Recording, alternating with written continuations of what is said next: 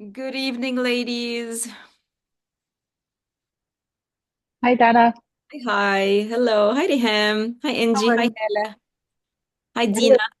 Hi. Hi. Let's make sure you It's hear not me. working. Huh. Good. How's everybody doing today? Good. Good? Uh, Getting there? Getting ready. Getting ready. Preparation is key. Key, key, key.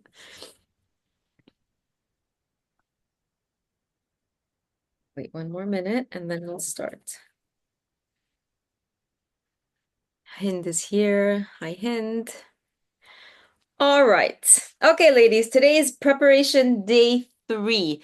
Let me, before we get into today's topic of the foods we're going to add in, the deficiencies, I just want to address a little tiny glitch I'm noticing. It's a good glitch, but it can derail some of you. Some of you are incredibly excited and you're jumping ahead and you're looking at skin products and household products and which ones should I remove and how can I replace this and look at all the ingredients on my products, which is amazing, but it's going to overload and it's going to increase the overwhelm right now. This is not something you need to be doing right now. I don't need you to look at your skin products or beauty products or household products and start to shift them out for the better ones. I don't, it's coming, okay? But not yet. Your only focus right now is to prepare for your first 9-day cycle, which starts on Thursday, and more specifically, narrow it down even more and focus on just the first 3 days, Thursday, Friday, and Saturday. That's it. I asked you to read the full guide to get an idea of an overall general idea of what's happening in the program. I don't need you to start implementing everything that's in the program.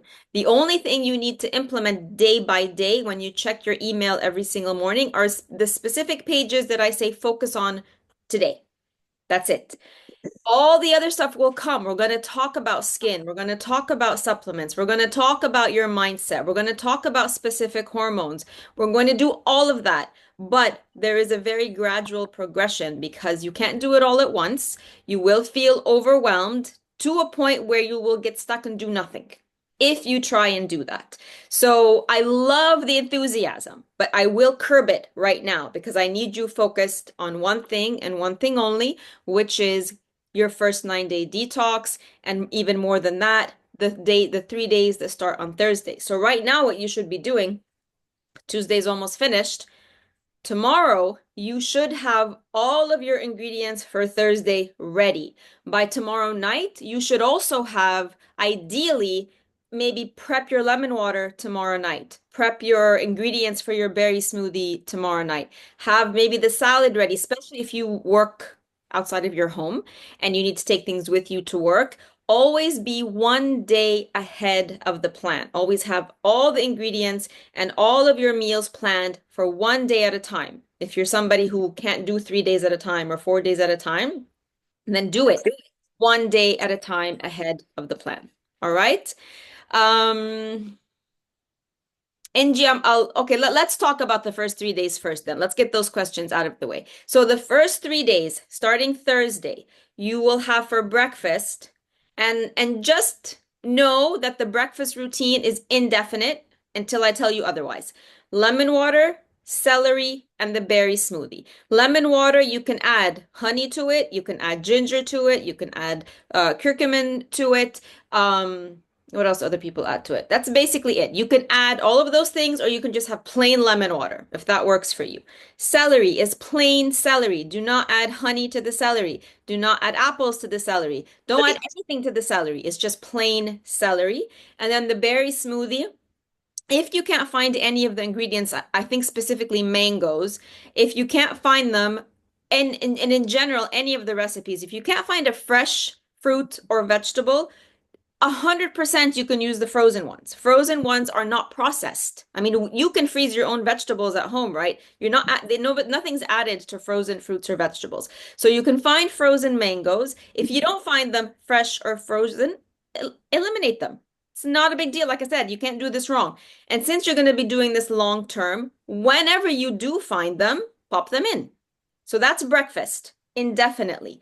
Lunch and dinner for Thursday, Friday, and Saturday, we're going to ease the body into a detox, not a deep detox. So you will still get some animal protein, a little bit of the legumes. You can see on there maybe lentils, maybe chickpeas, some of the good fats like avocados, and tahina if you want it.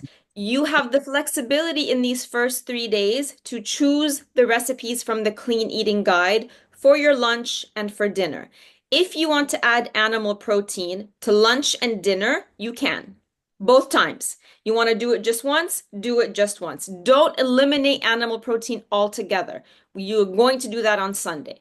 You also have snack recipes in there, dessert recipes in there. You can also have any of those. You also have soup recipes in there. If you want to have a soup and a salad for lunch, you can do that. And then you want to have a cooked vegetable plus a side of protein, you can do that.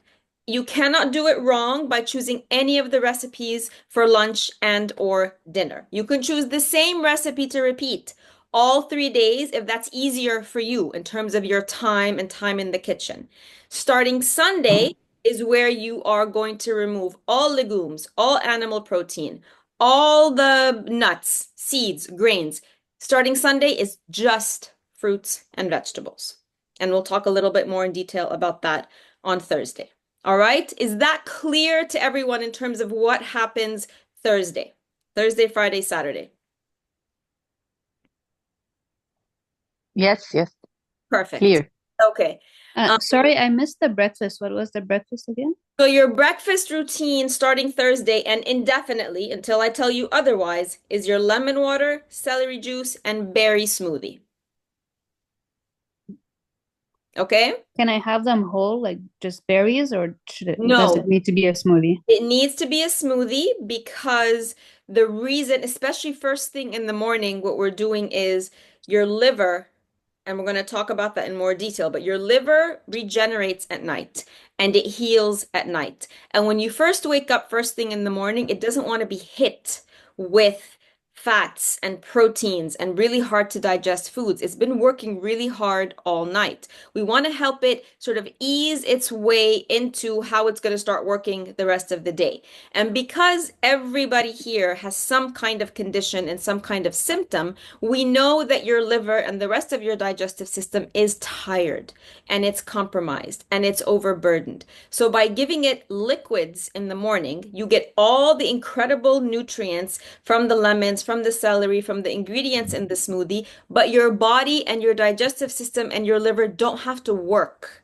to absorb all of the nutrients from these foods. All it has to do is just absorb and absorb quickly. So you get an incredible boost of energy as well once you get over the detox symptoms. So no, do not eat them, blend them because you're doing your body a favor. You're helping your body rest while it heals. All right? Mm-hmm. Rihem, for celery, do we have to do 500 milliliters? I won't be able to drink that much celery. You do need to, with all of the healing foods we're going to be eating, you do need to stick to the quantities because that's the healing prescription.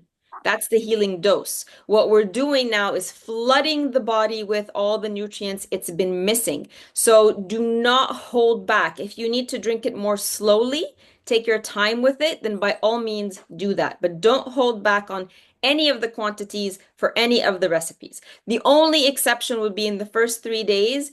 Animal protein is the size of your palm. That's one portion of animal protein. Other than that, the salads, the soups, the cooked vegetables, anything you can eat as much as you want and definitely at least have the minimum prescribed amount. Maria, if we can't find an ingredient for lunch, dinner during the first 3 days, like kale, can I just omit the ingredient or it's better to choose another one? So let me know in the group when you can't find something because I can give you a substitution. So for kale, for example, the direct substitution for kale is spinach. and that's easy to find.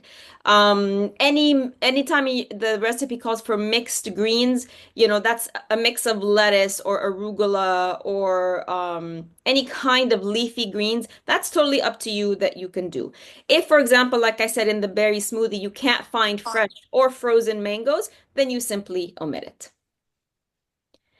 Irini, can you please send us the file where the recipe for lunch and dinner, please? That's your clean eating guide. Irini, look at the first email you got on Sunday, the one that says save this email.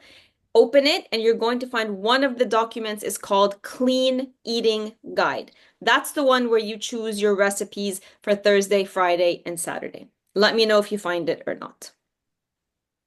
Where are the recipes the first 3 days? Clean Eating Guide, ladies. The recipes are in the Clean Eating Guide. And do we have to have the animal protein? If you're somebody who already doesn't eat animal protein, then no. But if you do, keep eating it because we're going to remove it all on Sunday. Found it. Thank you. Perfect. You're welcome. Okay.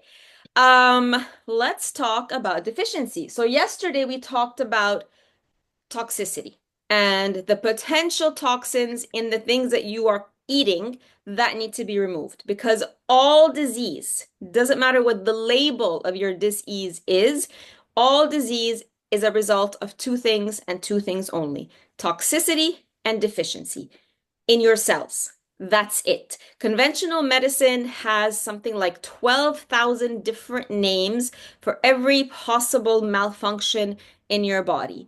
12,000. Headaches, psoriasis, eczema, fibroids, endometriosis, PCOS, heart disease, high blood pressure, insulin resistance, diabetes type 1, diabetes type 2, diabetes type 3 now, and 12,000 others. But all that these names are just the medical titles given to one issue: toxicity and deficiency. So when you have endometriosis, it's because you have toxicity and deficiency in the cells in your uterus. When you have migraines, it's because you have toxicity and deficiency in the cells in your head and in your nervous system. When you have diabetes, it's because you have toxicity and deficiency in your pancreas. When you have a thyroid issue, you have toxicity and deficiency in the cells in your thyroid. And that's why we basically use the same plan for so many different symptoms. They're symptoms of the same root cause. We don't need to give the thyroid client one plan, the endometriosis lady one plan, the fibromyalgia lady another plan, because they all have the same root malfunction. You all have toxicity and deficiency. That's it. So when we talked about toxins yesterday from things that you eat, we talked about the very obvious toxins, which are ultra-processed, man-made, factory-made foods. Those are foods that we were never meant to consume or digest or absorb or process ever. But the food industry and the media and all of that makes you feel like, yes, you can. These are food-like substances. They are not actually food. These are things that absolutely have to go. There's zero benefit to them.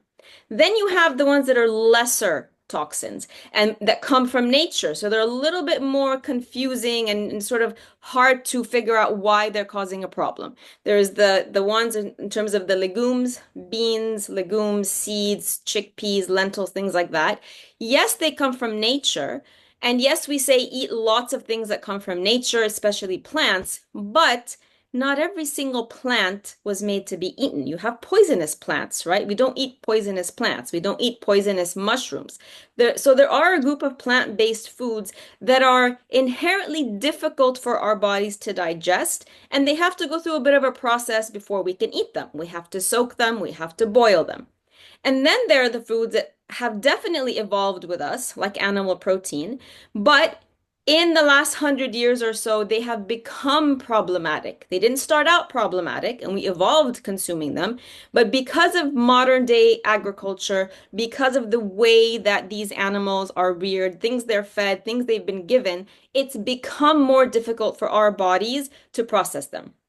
And because our internal terrain, again, is compromised from the ultra-processed foods and the synthetic foods that we're taking, overtaking medications, and the things we put on our skin, Our terrain is also not able to process these foods, even though technically we have evolved with them. So, in order for us, because then what happens with all of these together is you get the overload on your cells begin to malfunction, they're tired, they're malnourished, they can't do their job properly. So, in order for us to start to heal, we have to remove all the potential toxins. We get rid of them all. You can't do it half-half. You can't just leave one toxin and remove three and hope to see results. It doesn't work that way. It also doesn't work just to remove toxins without replenishing the deficiency.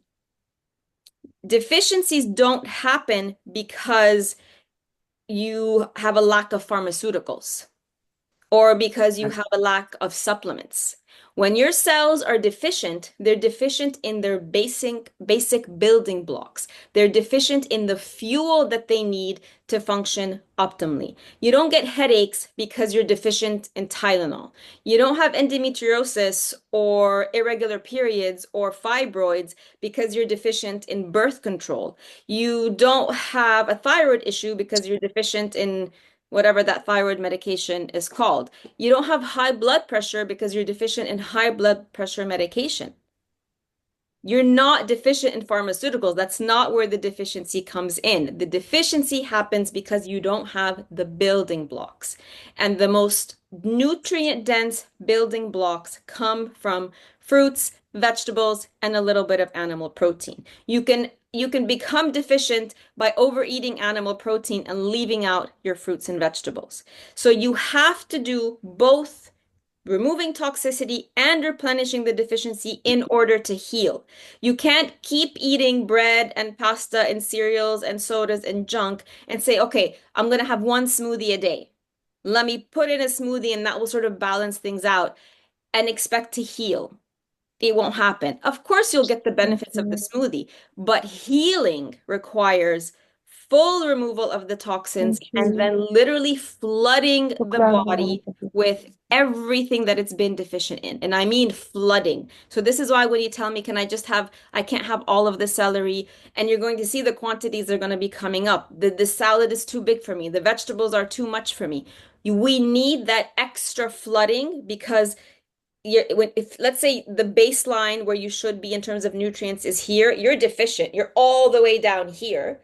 So we need to bring it up to here and then some in order to heal. So what we're going to do is flood your body with every single fruit and vegetable. These are the most healing foods in the planet. Nothing compares to the healing power of fruits and vegetables. And to an extent, fruits are even more healing than vegetables, but we're going to do both. And in their most raw form, this is how they're most potent and this is how they're most healing. We're going to have some cooked just because, you really can't eat broccoli and Brussels sprouts and asparagus raw. In theory, of course, you can, but they're not very palatable. So we're going to cook those a little bit and not too much because as soon as you add heat, you start to lose the live vitamins, the live minerals, the live enzymes, the live hydration. You lose some of that. This is how you're going to feed your cells. Fruits also have the sugar, which is the glucose, that is the body's fuel. That's how you give your cells energy, is with fruits. So we're going to give your body every single fruit and vegetable that is possible at a time. So you're going to see that you have lemons, you have celery, you have the mangoes, you have the berries, you have the bananas, the broccoli, asparagus, Brussels sprouts, and then you have potatoes, you're going to have spinach, you're going to have the dates, you're going to have apples. It's not physically possible, humanly possible for us to create a program with every single fruit and vegetable, but I've put as much as we can in there. That doesn't mean that you can't add other fruits and vegetables to the plan. That's when I say you can't do it wrong. So all the fruits and vegetables that you will be consuming they have a specific purpose. And when you're following in the group, I'm going to start sharing every single day a post about the benefits of apples, the benefits of potatoes, the benefits of celery. So make sure that you're reading those posts as I share them. But the reality is, even the fruits and vegetables that are not included in the program are also healing. There isn't a single fruit and vegetable that doesn't have a benefit. We're just looking at the ones that are specific to healing the liver and healing hormones and healing digestive issues. But every single fruit and vegetable is healing. Now, here's what might happen when you eat these incredibly healing fruits and vegetables. What they do, in addition to flooding the body with all the missing nutrients, when they go into your digestive system, all fruits and vegetables are called gut scrubbers. And those of you who tell me, I don't digest cabbage or broccoli or garlic or lemons, whenever I eat them, I feel some kind of discomfort. Listen up. Gut scrubbers go into your digestive system and they latch on to pre-existing pathogens and viruses and bacteria. And all of your digestive systems are full of those right now. And we know that because you have all of these symptoms. So they latch on, starting from here. They latch on to pathogens and toxins and viruses and old bacteria, new bacteria, backed up bacteria.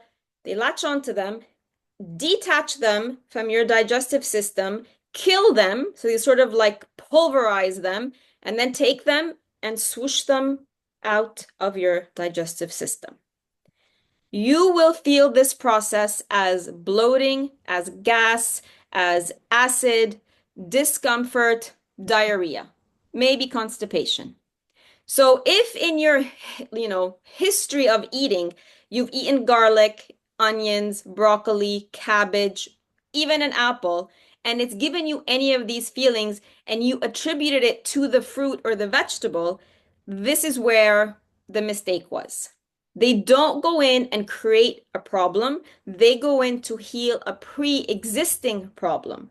So to the extent that you are internally full of pathogens and viruses will determine the level at which you're going to feel initially discomfort from these healing fruits and vegetables. So it's uncomfortable. I'm not saying that it's not, but it's a sign of healing. So it's a good thing, and we need to stick with it. So as you go through this process, do not just automatically say, right, my body doesn't like broccoli, I'm not even going to try. When I eat garlic, I have these awful reactions, I'm not even going to try. You need to keep these fruits and vegetables in because they are healing. When you ate them before and felt the discomfort, and then you stopped eating them and the discomfort went away, you reaffirmed to yourself that the problem was this vegetable or this fruit or this garlic. You didn't know that what it was actually doing was healing. So when you stopped eating it, what you did was you stopped the healing process. We want to keep the healing process going because we need your gut cleared. So if this is you and you know that these vegetables and some fruits cause you that kind of discomfort, I need you to be in direct communication with me once we start, because there are ways to relieve the discomfort and the bloating and the gas and all of that as you go through it. I want you to be reassured that it doesn't mean that they're causing a problem. It means that they're working. It means that they're in there and they're healing you and they're clearing you. And the discomfort you feel is a result of what we call die-off. It means the bacteria is dying. It means the viruses are dying and moving out. It means the pathogens are dying and moving out. It's a good thing. All right? And it could take time. Some of you might experience this for 2-3 days. Some of you might experience this for 2-3 weeks. So I don't want you to get discouraged, and I don't want you to feel like, oh, it's not working for me. I need you to stay patient. I need you to trust the process and stay in communication with me so that I can walk you through how to get over the uncomfortable symptoms if they come up for you. Clear? Good? Amazing. That's basically it. So flooding your body with what it's deficient in might feel uncomfortable at first, but remind yourself that this is a good thing. The discomfort means the healing is working. The discomfort means my body is healing. It's part of the detox withdrawal symptoms. All right, more questions. Let me see. Sara, so minimum or maximum 30 minutes between celery juice and smoothie. So minimum of 20 minutes between the celery juice and smoothie, at least, because the celery needs to go in alone, needs to do its magic, and then you can take in the smoothie. I need to take laxatives daily. Stop, stop, stop. So what you're doing with laxatives is you have trained your colon not to work. So however long you've been taking laxatives, any of you, because your colon is not working, because you're constipated, what ends up happening is our bodies are very smart, remember, and they respond to everything you're doing. So over time, your colon is like, well, I know that there's going to be a laxative coming in today. I don't need to do anything. So the colon becomes lazy, lazy, lazy, lazy until it might stop functioning altogether. So what we need to do, like and so the cells of your colon, right, are toxic and deficient. They're not functioning. So what we need to do is bring it back to life. And we need to remind it that it has a very important job to do. And we're going to help it because obviously the reason that your colon got stuck, that it stopped functioning, is because we were giving it foods that it doesn't know how to process, it doesn't know how to eliminate, and we're keeping away food that it needs to function properly. So now we're going to reverse that. You're going to get rid of the problematic foods and you're going to flood your body with foods that help it work. So anybody who does have chronic constipation and who has been using laxatives, even if some of them are natural, you need to remove those because you won't know whether your colon is starting to function on its own or not. Again, if you are staying constipated, please stay in communication with me because on top of changing the food, there are other ways to help your colon come back to life, and then I can show you how to do that. So please stay in communication with me. Do the fruits and veggies we buy need to be organic? Ideally, as much as you can, especially the ones you're going to consume raw, right? So especially the ones you're going to put in salads and in smoothies, if you can get them organic or, as much as they can be organic in Cairo, please do that. Not so much the ones that you're going to end up cooking. But I appreciate there's people have budgets and things, so maybe focus on one or two and then everything else buy as is. Make sure that you wash them really well. I would even say the things that are going to be eaten raw, if they have a peel, you need to remove the peel if it's not organic. Other than that, it's perfectly fine. Angie, can I use the air fryer in cooking? No, no, the air fryer, is another one of those things. The air fryer is coated in, unless it specifically says it's not, okay? But the majority of air fryers in the market are coated with Teflon, which is a highly carcinogenic, toxic material. You know how they just the same one like non-stick pans, and then they had to switch the non-stick pans because they're dangerous. Same thing with the inside of an air fryer. So that leaches into your food. Those toxins from the chemicals on the inside layer of the air fryer leaches into your food. The other problem, and this is not just with air frying, but also with baking in general, is that you might tend to leave the fruit, the vegetables to roast too much to where they get like a brown crust on it, and that's called acrylamide. I'm always bad with pronouncing these scientific names. And that coating, whether in the air fryer or whether through baking, can also be a carcinogenic. So I don't recommend air fryers for those two reasons, right? The high temperature can create that coating, and then if it's a regular basic air fryer, you've got the chemicals that leach into your food. Should we be waiting a minimum number of hours between each meal? So Thursday, Friday, Saturday, if your meal has animal protein in it, then yes, you need to wait at least 3 or 4 hours for your next meal. If your meal is just salad, you're not having animal protein, so it's just soup and salad, you don't have to wait. An hour later, you can have a fruit or a snack. The digestion times of animal protein versus fruits versus vegetables is what determines the window of eating. And you have this in your guide. So whenever you have animal protein, if you're going to have fruits, you need to wait 3 or 4 hours before you have the fruit because animal protein takes 3 or 4 hours to go through your system, while any fruit takes 30 minutes to go through your system. So if you eat a meal, and vegetables have no problem being consumed with animal protein. It's really the issue of fruits and animal protein. So if you eat a meal with animal protein and then right after you finish, you have a fruit, your body has already started to digest that animal protein. It's already in a 3 or 4 hour long digestive process. Then you eat an apple or a banana or any fruit, which takes 30 minutes, but your body's already started digesting protein. That fruit will get stuck with the animal protein and it will ferment. It will stay in that 3 or 4 hour cycle with the animal protein. It will ferment with the animal protein, and that fermentation can cause bloating, can cause gas, can cause headaches, can cause fatigue, can cause constipation.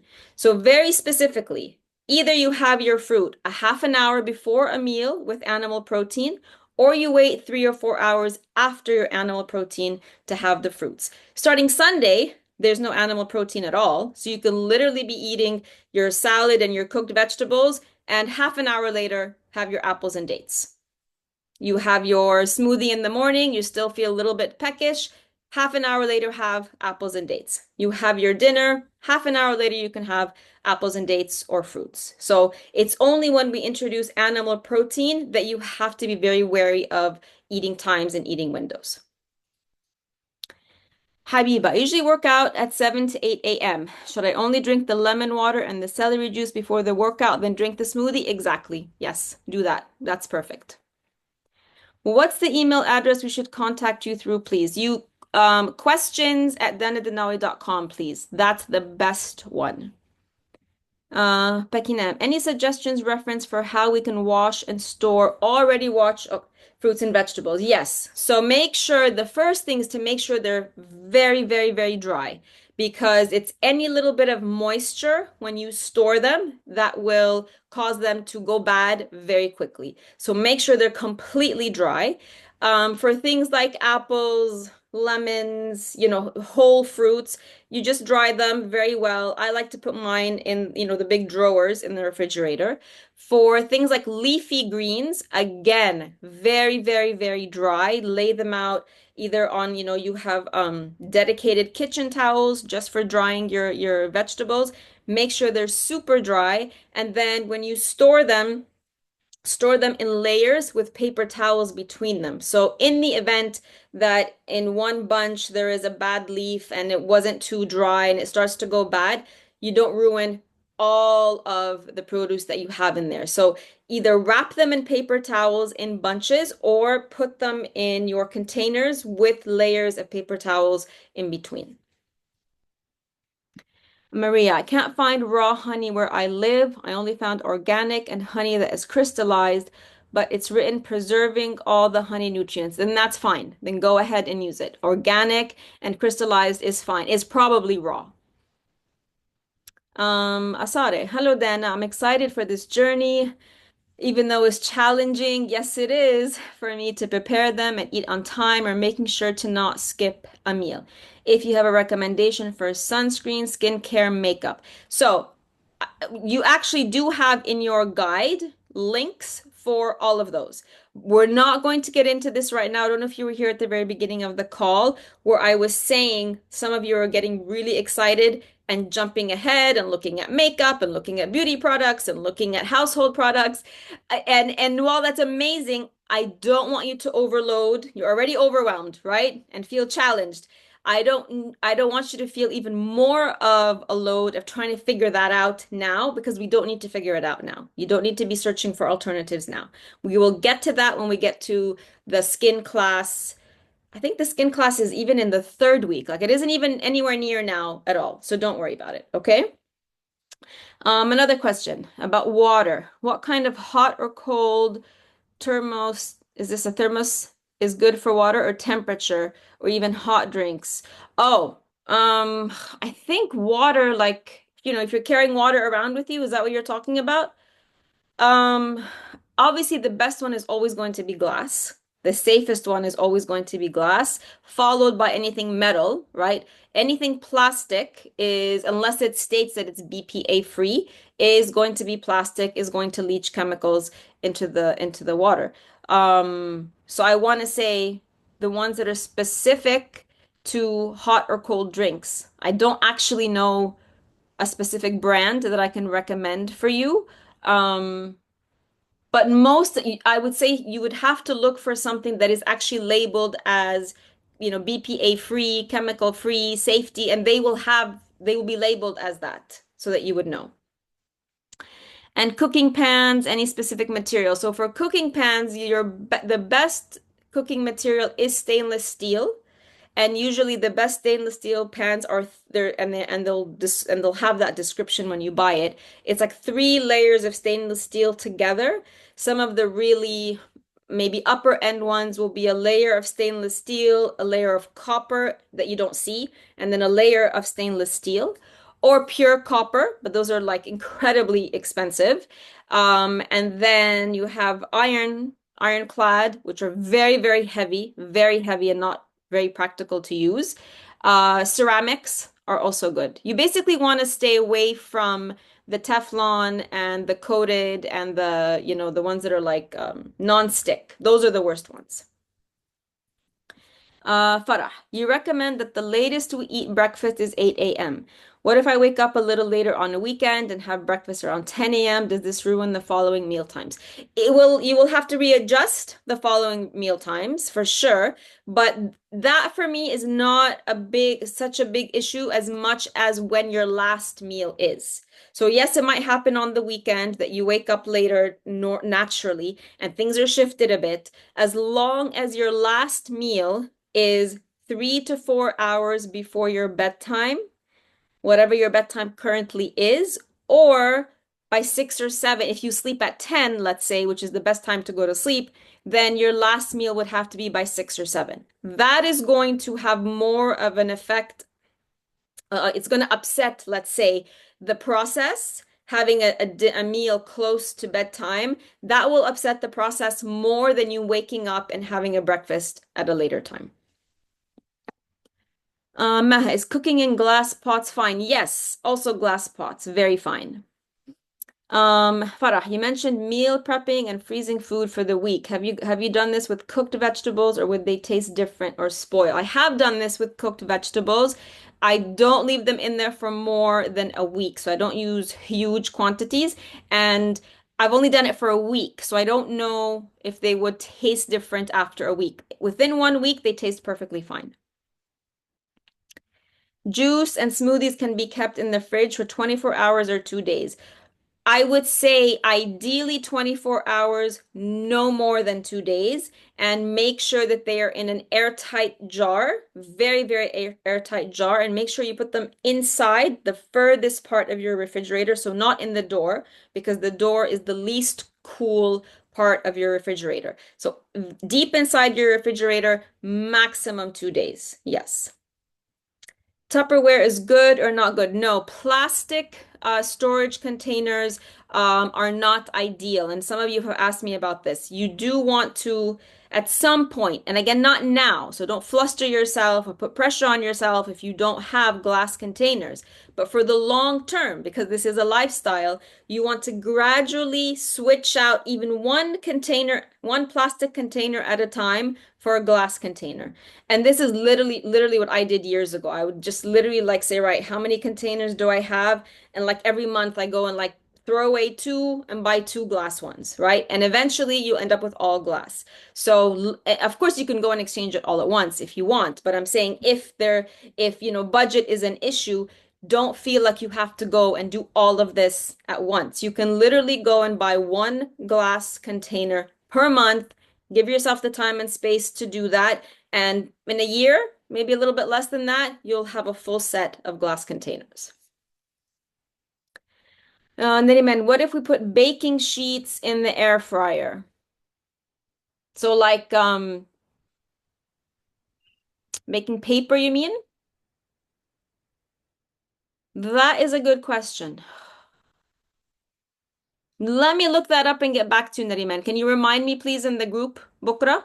Let me see if that would make a difference or not. I mean, theoretically, it should. I haven't thought about it or looked at it, but in theory, that should make a difference. Nihal, are the quantities in the berry smoothie for 1 serving? Yes. I have a feeling I'll end up with over. Yes. And it will sometimes be over.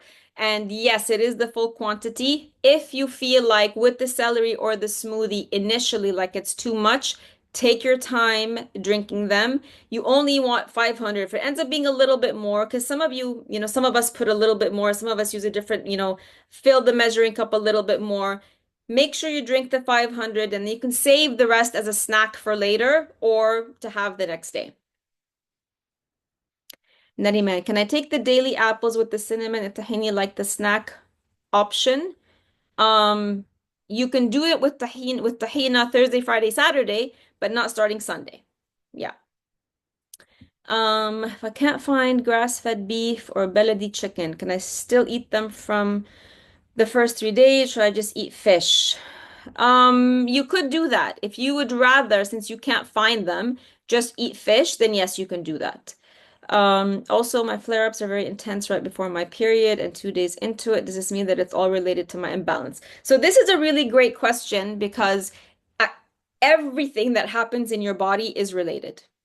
Every single symptom, even though it might seem like they're not connected, remember we said you have one main issue, which is toxicity and deficiency in your body. So it might show up in your joints, it might show up in your reproductive system, it might show up in your nerves, it might show up in all three. And that's why you might feel several unrelated symptoms at the same time. It's because there's one main thing. So it is all related to one imbalance. Yes. And the imbalance is the toxicity and the deficiency. The body can't heal one issue and leave another issue unhealed. It cannot because we're looking at the root cause. However, we don't know if there's multiple issues. We don't know which one the body is going to decide to heal first. We don't know the speed at which it's going to heal each issue and when. So you just need to be patient. But yes, everything is related and everything is connected. Hind, can you please say again about cooking pots? You said non-stick are the worst. Yes, the non-stick coated with Teflon are the worst unless they started using a different type of material that's less carcinogenic, less toxic. And you would know when you bought it because it would be labeled like that. So, but if you don't, then the next best or the best ones are stainless steel, copper, ironclad, glass, and ceramic. Because I only have these, is that a disaster? It kind of is a disaster. And I'm not gonna lie to you. Yes, the kind of is a disaster. That's the only. Can you go out and get at least one pot that isn't those, please? Riham, can I take Pedialytes during the detox? I'm usually dehydrated. No, you won't be dehydrated during the detox at all because fruits and vegetables are the most hydrating foods, even more hydrating than just plain water. If you are very dehydrated, it's because you've been eating lots of dehydrated foods, right? So bread doesn't have water in it, pasta doesn't have water, rice doesn't have water, cereal doesn't have water, animal protein doesn't have water, caffeine is dehydrating. So anytime we say that we are dehydrated and you're still drinking a lot of water, your cells are going to be dehydrated. So what you're going to find on this program, one, you might not feel as thirsty, some of you, once you start giving your body this incredible a direct source of hydration to your cells. If you still feel dehydrated, it means that you were incredibly deeply dehydrated, very, very deeply dehydrated in your cells, that it's taking time for them to rebuild their sources of hydration to the point where you don't start to feel dehydrated. So please be patient with this. Maria, can you use a steamer to steam the vegetables? Yes, 100%. So when we make our foods in the deep detox, so steaming and boiling and roasting are the best ways to cook where we minimize losing nutrients. And out of the three, steaming is the best way to cook where you almost don't lose any of the nutrients. So that would be the best way for you to make the vegetables. It's also the most bland way. So, over the years, I've realized that most women will stay away from steaming because, you can't add, like if you roast the vegetables, you can add herbs, you can add onions, you can add garlic, like you can give it flavor. And you could do that technically to the vegetables after you steam them, but the flavors won't cook together. So even though steaming is the best way to maintain nutrients, it's not the tastiest. But of course, 100% you can. Pekinam, what containers to use for freezing food? Glass can break in the freezer if we switch from plastic. So I do use glass for food.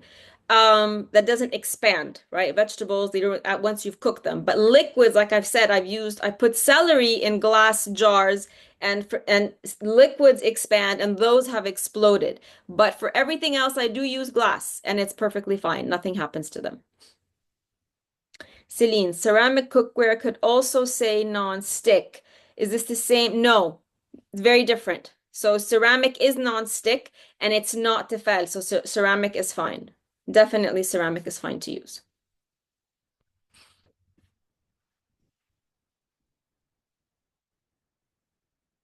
Any other questions, ladies? Remind yourselves constantly that you are not your condition. You don't have endometriosis. You don't have fibromyalgia. You don't have diabetes. You don't have a thyroid issue. You have toxicity and you have deficiency. That's it. And your body is just showing you that it's overloaded with toxins and completely low and deficient in nutrients. That's all it's doing. It's responding to what you're giving it. And it's showing you in specific areas of the body where that deficiency and that toxicity is having the biggest impact. But just because you only have fibroids doesn't mean the rest of your body is not deficient, right? Just because your main issue is Hashimoto's doesn't mean your reproductive system is not also eroding very slowly because of lack of deficiency. So it's an overall toxicity and deficiency that you're addressing. And it's very important the way that you speak to yourself, the way that you address your body. You are not your condition. You are not a diabetic. You are not a fibroid patient. You are not, whatever your condition is. Those are simply labels that are given by the conventional medical approach. That's it. What is actually going on, the root cause for all of you is very, very tired cells, that are starting to malfunction because out of no fault of your own, you overloaded them with toxicity and didn't give them enough of what they need in nutrients, so now they're deficient. Luckily, our bodies are incredibly resilient, and once you replenish all of that, the cells know what to do on their own. There's nothing for you to do but remove the toxins and replenish on repeat. And this is why people might get frustrated with the process, might get bored with the process, because healing is just doing the same thing.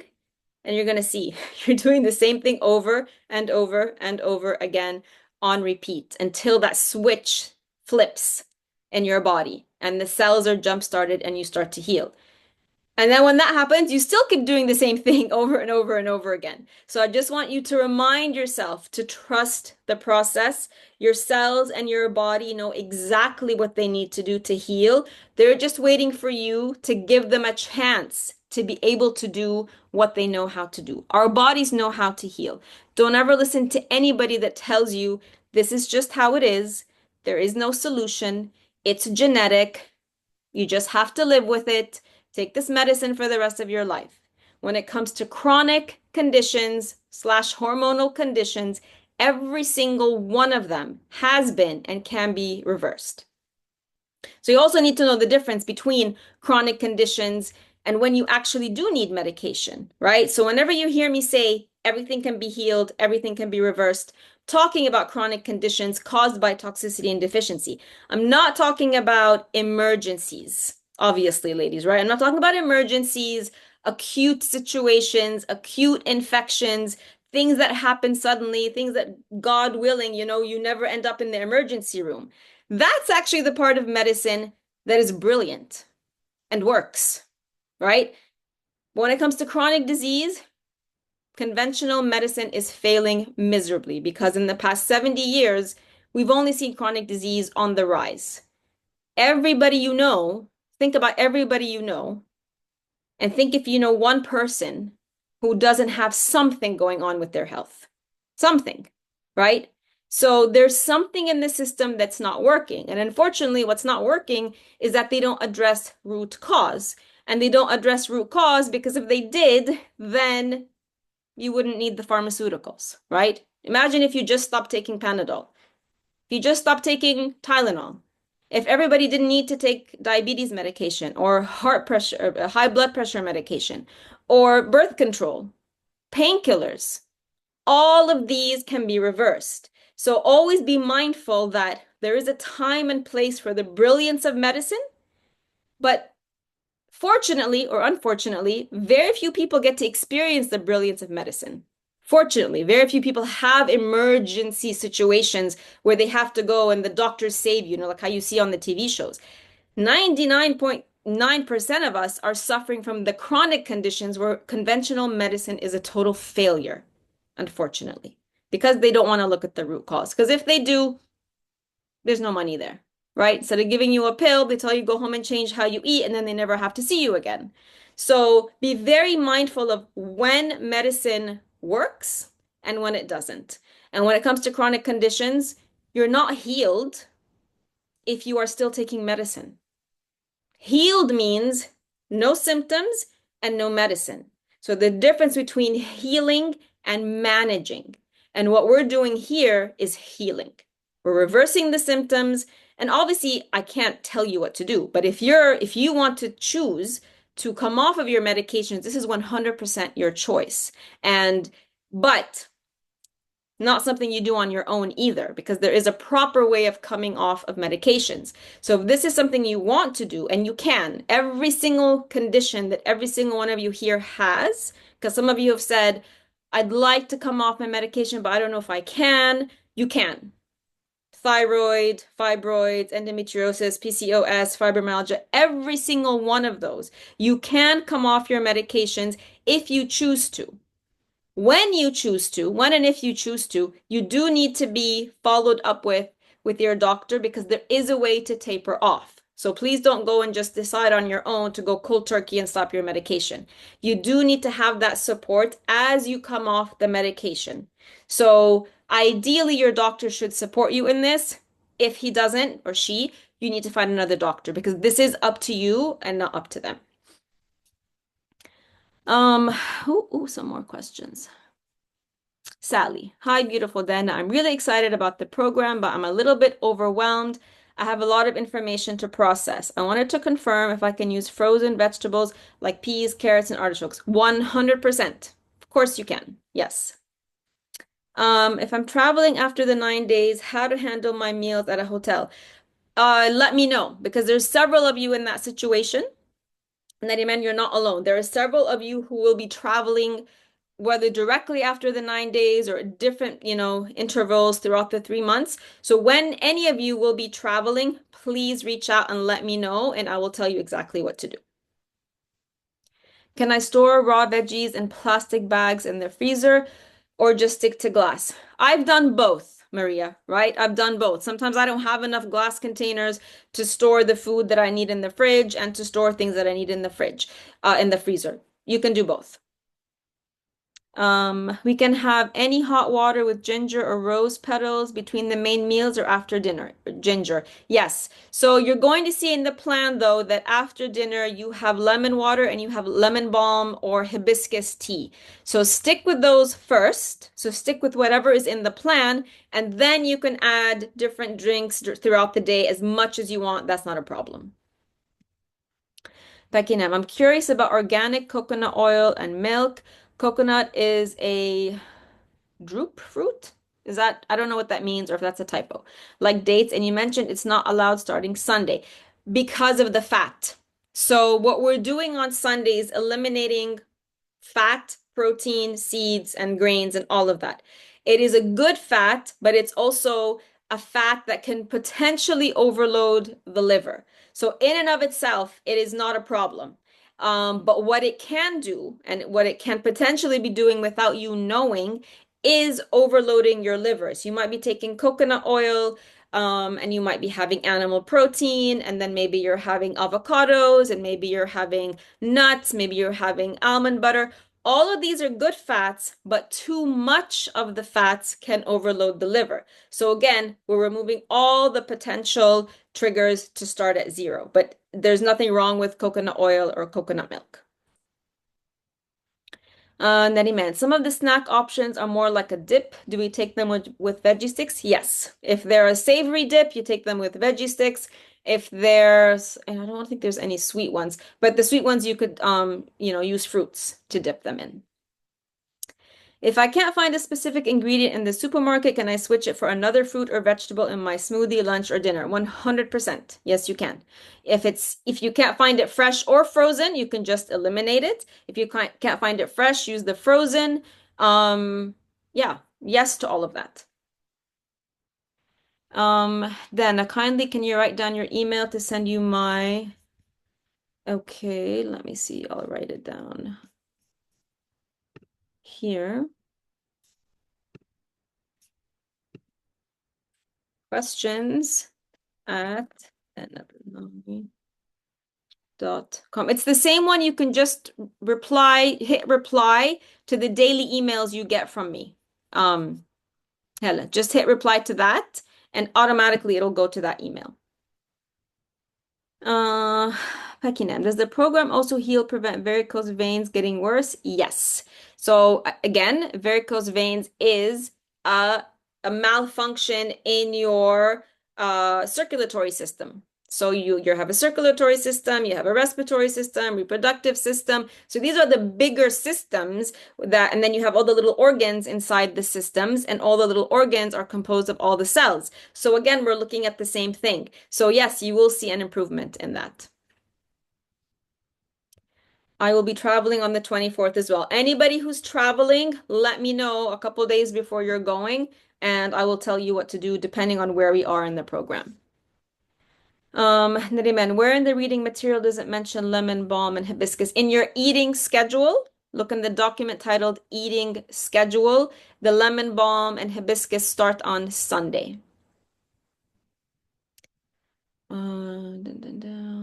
Sada, my blood pressure is normally relatively low, and so I avoid anything that may lower it further, like hibiscus. Yes, no, so skip it. If you know that this is an issue with you, skip it. Take the lemon balm only instead.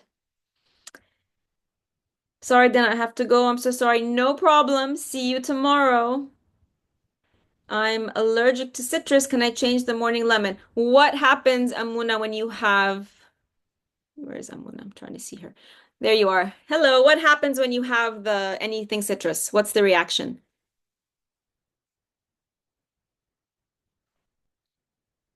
Oh, so like automatically you get like a rash or something, like instantly. Or does it take time for it to show up? Not instantly. Okay, and is it like itchy, annoying? Like what happens? Okay.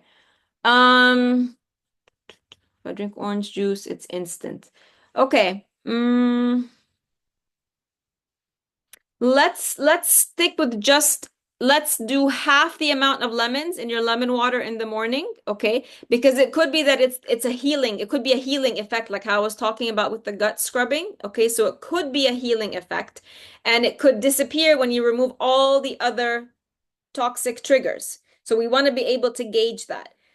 So stick with just half the quantity of lemon water, or like squeeze just like one little lime, for example, in the 500 milliliters of water, and track that and let me know. Okay? Thank you.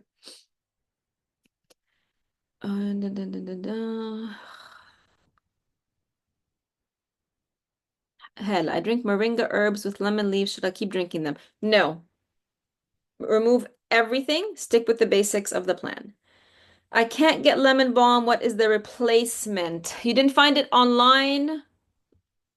El Attar has it. You know, all the supermarkets in around Cairo that sell the brand El Attar. It's also called Melissa. If you can't find lemon balm, it's called Melissa. If you can't find it, no big deal. Drink the hibiscus, and when you do find it, then you can start drinking it. But don't worry about that you didn't find it.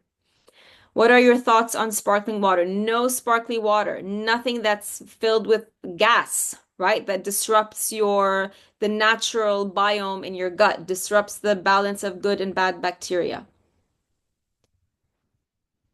Okay, not instantly, yeah. Harara, yes, yeah. Ladies, when you find things that people can't find, do you mind sharing on the group also? That would be great. Wonderful. And ancient naturals, yes. Where is it written the recipe of the cauliflower rice? That's either in the clean eating guide or you will find it in the hybrid cleanse document, the one that I told you you don't need right now. You will find also a cauliflower recipe in there, but also in the clean eating guide.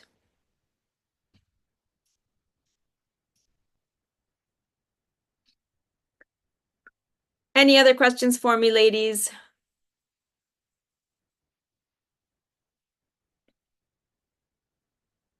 All right. I will see you all again tomorrow, same time, same place. Tomorrow we're going to talk about symptoms, detox withdrawal symptoms, and talk a little bit more about what to expect in the 3 days. Bring all your questions. I'm loving them. Bring them all. This is how you learn. And I will see you all tomorrow, same time, same place. Good night, ladies. You're welcome. You're welcome, ladies. Good night.